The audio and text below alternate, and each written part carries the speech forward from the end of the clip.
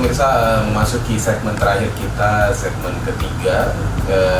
Kali ini kita dengan narasumber yang berbeda lagi. Jadi kita hari ini ada 3 narasumber.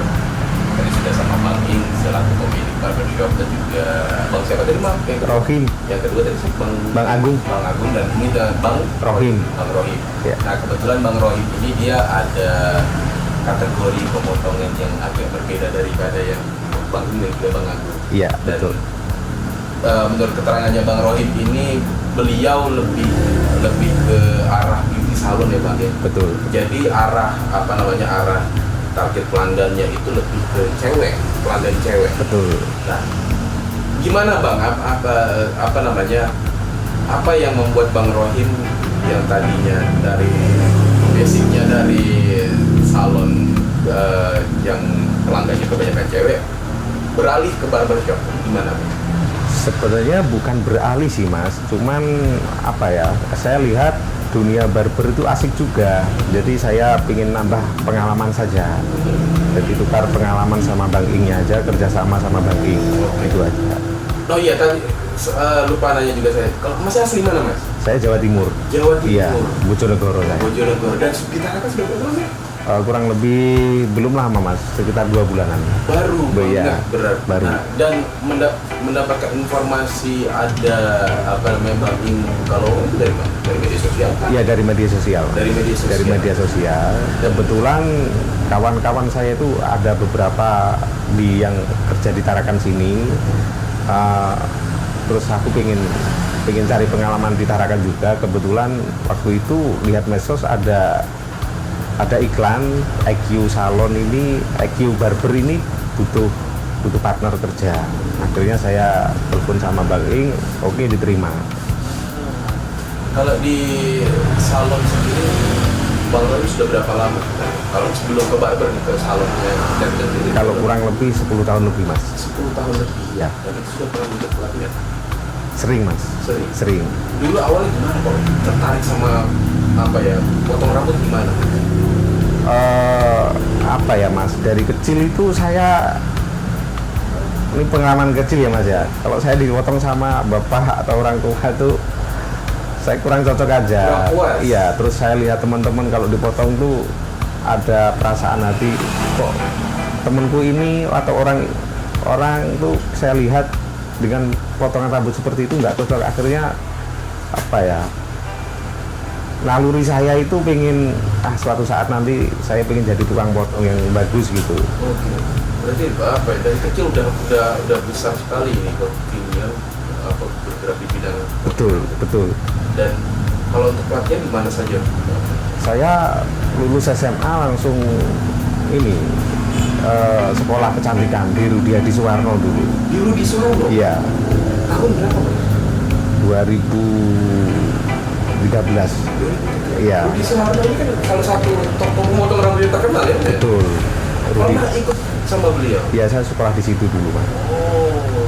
Dan akhirnya setelah keluar dari situ?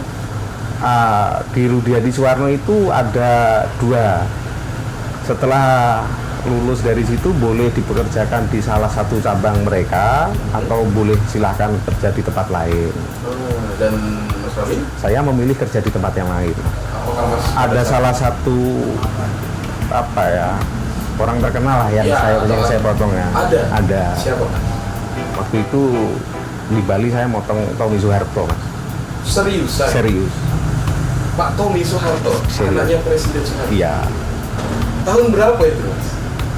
Waktu itu kurang lebih tahun 2014 atau 2015.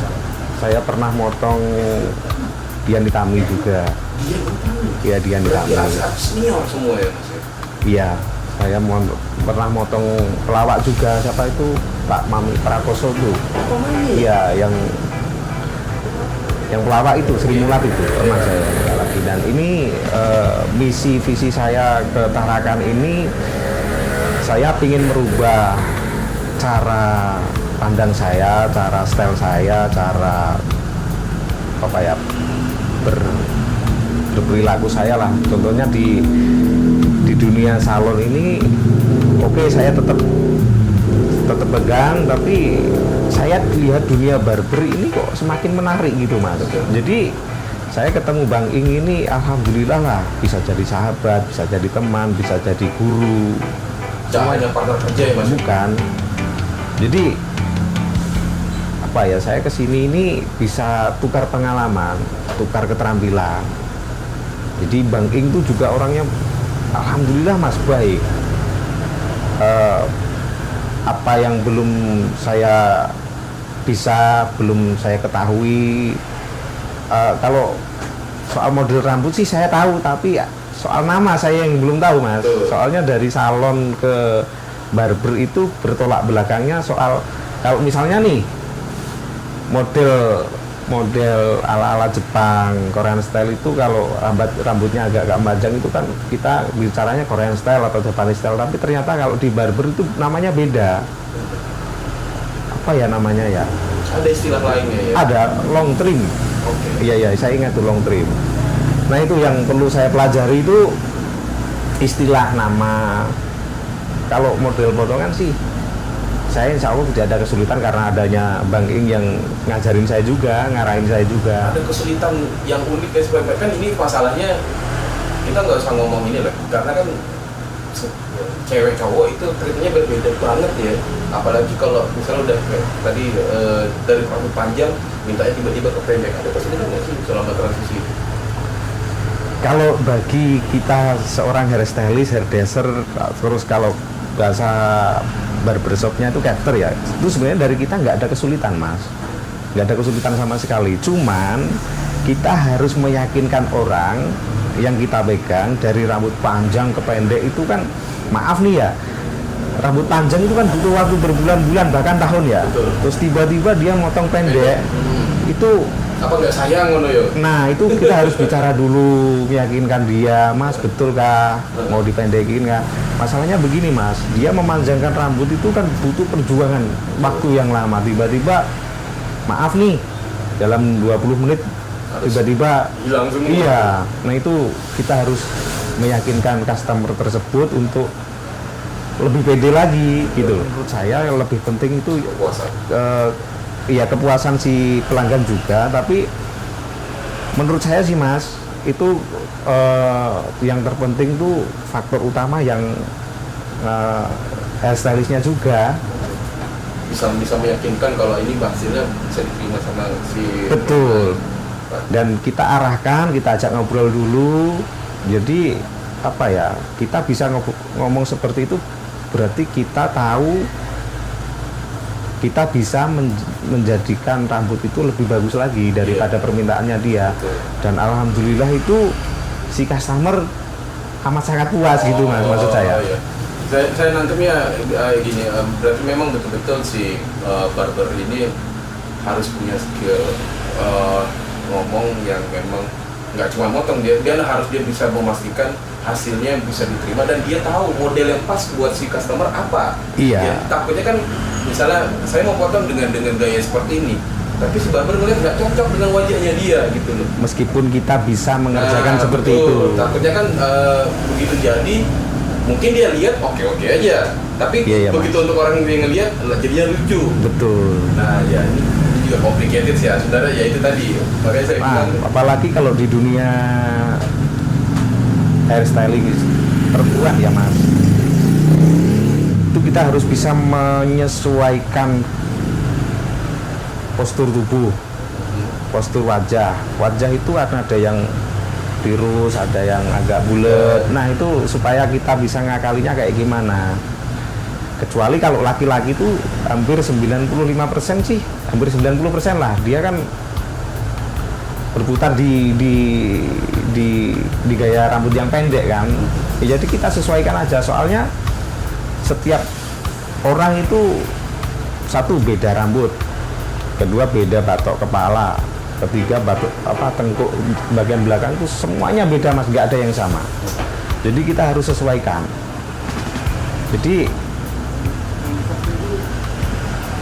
belum tentu si customer melihat sebuah foto atau video yang sekarang banyak di media. Contoh lah ya. Nah, dia bawa contoh. ada satu nih, Mas aku minta dipotong kayak gini, saya lihat looknya bagus ya saya kerjakan. Mas aku mau dipotong seperti kayak gini, aku ngobrol dulu kan Mas, saya lihat kok nggak cocok, saya ajak ngobrol dulu, Mas ini kekurangannya di sini, kalau saya jadikan seperti ini nanti dilihat aja nggak enak. Tapi kalau si customernya maksa ya apa boleh buat. Tapi itu lagi kita sebagai stylist penata rambut tuh dituntut untuk meletakkan sebuah karya kita di kepala orang tuh harus benar-benar sesuai Mas. Iya betul. Sudah berapa persen pengetahuannya nih Mas Wahid? Ini pertanyaan terakhir saya. Soal barber ya. Soal barber. Kalau soal gaya rambut, gaya style rambut, hasil potongan sih saya menguasai Mas. Cuman yang saya belum bisa menghafal tuh nama. Oh berarti kalau untuk praktek udah bisa lah ya? Sudah. Tapi untuk nama? Iya. Oh alhamdulillah. Kelemahan saya di situ. Jadi misalnya nih kayak fade, kayak basket, kayak koma hair, itu saya pasti ngobrol sama customer dulu. Koma hair kayak gimana Mas? Jadi koma hair itu seperti ini.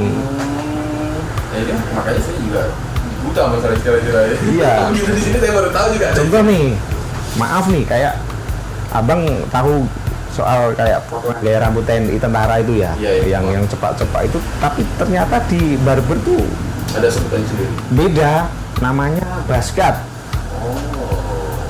Basket. Iya. Kalau kita kan kayak cepak ya gitu ya. Iya. Jadi itu perlu belajar nama saya. Iya, istilahnya lah. Ya. Supaya nggak ketinggalan zaman. Betul. Gitu. Karena kan bukan ya itu makanya saya bilang sama Mas apa ya. Semakin kesini arah pemotongan rambut juga dan banyak pasti bakal banyak istilah yang baru gitu. Betul. Semakin aneh potongnya semakin banyak juga istilahnya dan kita memang sebagai penyedia jasa harus mengikuti zaman ini tadi. Betul. Oke, Mas Rohim terima kasih banyak. Sama-sama Mas. Oh iya terakhir nih Mas, harapannya Mas Rohim apa? Kira-kira bisa buka usaha sendiri? Harapan saya selama saya di sini IQ Barber ini bisa maju lebih baik lagi, bisa buka cabang lagi, dan apa ya, suatu saat misalnya saya sama Bang Ing udah pisah, ada pertukaran keterampilan, saya tetap bersahabat baik sama Bang Ing terus selamanya. Oke, kalau saya buka nama barbershop apa IQ di sana lah ya. Iya betul. Nah, itu dia harapannya Mas Rohim. Makasih banyak Mas Rohim. Sama-sama Mas. Semoga betah di kota Tanah. Amin. Dan juga rezekinya kita semua. Amin, sama-sama saling mendoakan yang terbaik Mas. Amin. Oke pemirsa, dengan berakhirnya di segmen ketiga ini saya dengan Mas Rohim, saya bisa mengambil kesimpulan bahwa memang setiap dunia usaha itu mempunyai keunikan dan juga kesulitannya masing-masing, dan tergantung dari pelakunya sendiri ada kemauan untuk berkeinginan terus belajar apa enggak.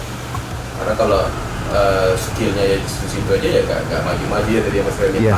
Harus siap belajar terus ya Mas Rohim ya. Itulah hebatnya dunia salon, dunia barber itu selalu belajar dan belajar. Dan harus mau. Harus. Kalau enggak ketinggalan zaman. Betul. Nah itu dia. Oke, pemirsa, kita akan berjumpa lagi di serba-serbi di episode lainnya dan mungkin kita akan membawa narasumber yang berbeda lagi.